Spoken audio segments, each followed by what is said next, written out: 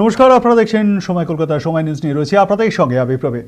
বারাসতে তৃণমূলের হাতে এক বিজেপি কর্মী আক্রান্ত হওয়ার অভিযোগ। শনিবার রাতে হৃদয়পুর 32 নম্বর ওয়ার্ড সংলগ্ন এলাকায় এক বিজেপি কর্মী কাজ থেকে বাড়ি ফিরছিলেন। অভিযোগ, তখনই তার ওপর চড়া হয় স্থানীয় এক তৃণমূল কর্মী।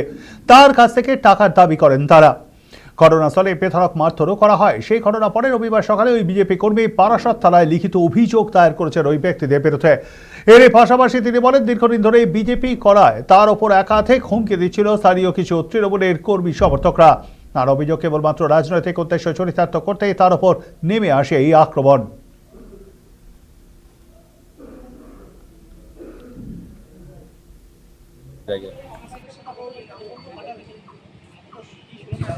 কিন্তু মানে ওরা কথাবার্তা যদি অভিযোগ দায়ের করে থাকে তাহলে তো সেটা পুলিশ দেখছে, আমি তো জানি না, আমি তোমাদের কাছে শুনছি। পুলিশের কর্তব্য পুলিশ করবে।